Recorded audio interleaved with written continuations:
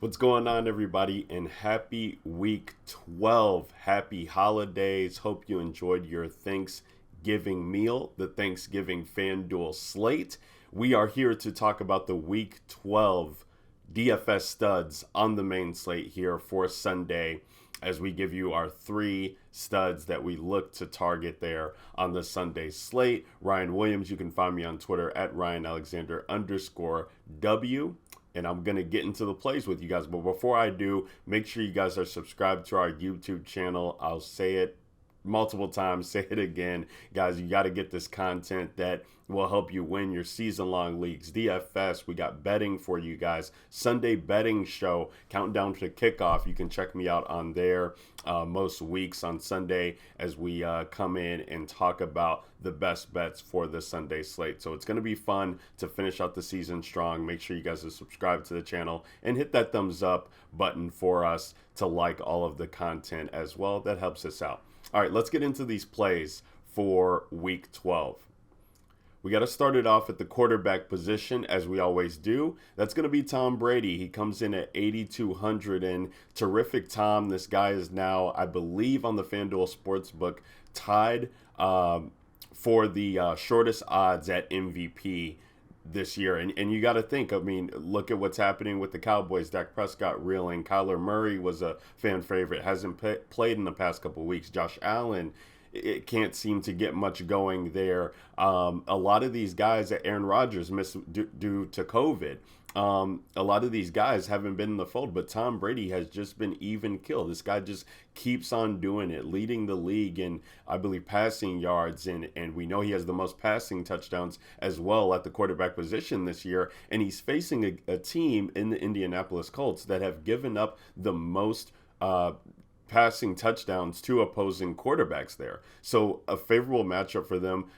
You're looking at 78.4% of the touchdowns that Tampa Bay has scored have come via the pass. So this is an absolutely favorable matchup here for Tom Brady. I believe this game against the Indianapolis Colts has the highest over-under on the slate. And the best thing about playing Tom Brady is we know where the ball is going. We love to see Gronk come back healthy last week against the Giants. I think he saw 8 targets, which is now 3 or 4 games for him with 8 targets. Mike Evans and Chris Godwin have been the two main staples for this guy in the passing realm, while you're looking at Antonio Brown still dealing with injury. I know he's getting back to football related activities, but he should miss another week, giving us that narrow distribution of targets and making Tom Brady just an absolutely slam dunk play.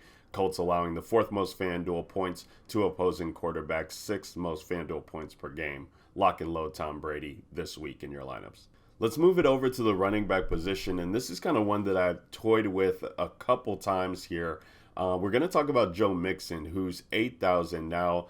Maybe it's recency bias when you're looking at what Austin Eckler just did against this team, scoring 4 touchdowns. Absolutely an unbelievable feat. And this is a Pittsburgh Steelers defense that really prides themselves on being able to stop opposing backs. I think they've only allowed 6 rushing touchdowns on the year, and you're considering what Austin Eckler just did. It's absolutely an incredible feat. But they're dealing with so many injuries to this defense, not only in the secondary, but missing a guy like TJ Watt has been huge. I know Mike Tomlin did his press conference already this week talking about the possibility of getting him back. And yeah, I guess I would temper my expectations with Joe Mixon this week if he were in. But considering that those guys in the secondary and TJ Watt could be out, this could be a really interesting spot for Joe Mixon. You're getting him at an $8,000 price tag, and he's quietly had a rushing touchdown in 4 straight games since returning from injury. So you absolutely love seeing that, getting a massive amount of backfield work since returning. As far as touches go, you're looking at 20.2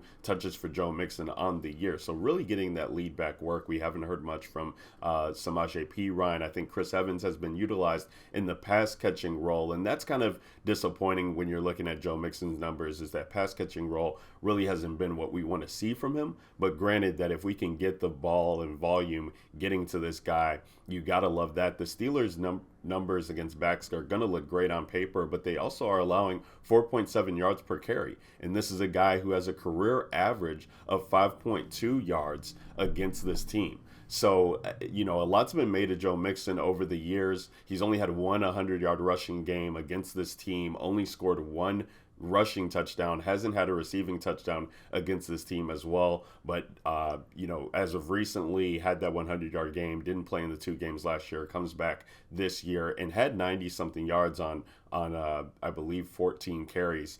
So you definitely like that they're going to get him involved here. He's an at-home favorite against the reeling Pittsburgh Steelers. So granted that we get some injuries here, I think he's a slam dunk play as well this week. Let's close it out with wide receiver, and that's going to be the boy Davante Adams. If you had Davante Adams in your lineups last week, I mean, you basically won if you stacked him with Aaron Rodgers and Valdez-Scantling coming back. And this guy comes in at 8,700, and he's just a significant discount off of a guy like Cooper Kupp in the same game. Now, I was actually surprised to see this total. I just looked at this game on paper, and you're thinking, okay, the Rams are taking on Green Bay. We should, get a total around 50, and I think it's at 48.5 right now. This is probably the game of the week, and maybe, we saw a disappointment there with Arrowhead and KC and Dallas, but I just love Davante Adams every week that we can get this guy, especially when you're looking at the state of the Green Bay Packers. Aaron Jones is dealing with an injury. You got Alan Lazard, who's dealing with the shoulder injury. We know that Robert Tonyan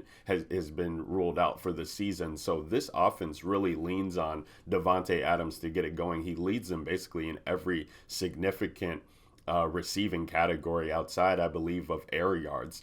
And he's going to get targeted from Aaron Rodgers against this team. Most people will think about this matchup against Jalen Ramsey, and that might scare people off of it. But Jalen Ramsey has not shadowed all year. Wide receiver ones against the Rams have been absolutely amazing this year. You're looking at Deebo Samuel, 5 for 97 and 1. Brandon Cooks, 1 for 6 and 83 and 1. DK Metcalf, 598 2.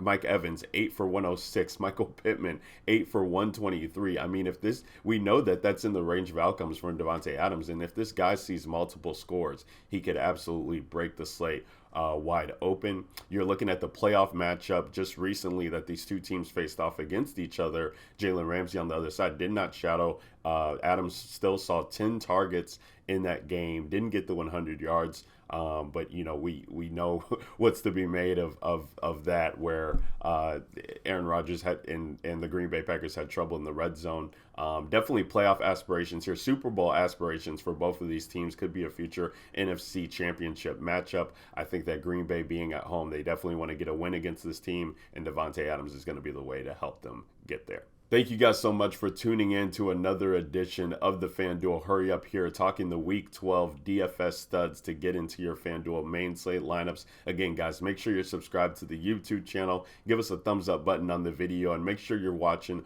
all the content and catching out all the stuff that we're doing as well on Apple Podcasts or Stitcher, wherever you get your podcast from. The guys are killing it there. Jim Sonis, Brendan Nagula on the Heat Check Pod. It's absolutely awesome information, and you guys already know what JJ, the man himself, is doing on the FanDuel channel. Make sure you're tuning in on Sunday for his start and sit show. Thanks so much, guys. I'll see you next week for Week 13. Like I said, happy holidays. Enjoy the weekend. Enjoy your Sunday. Get this money. We'll see you next time. Peace.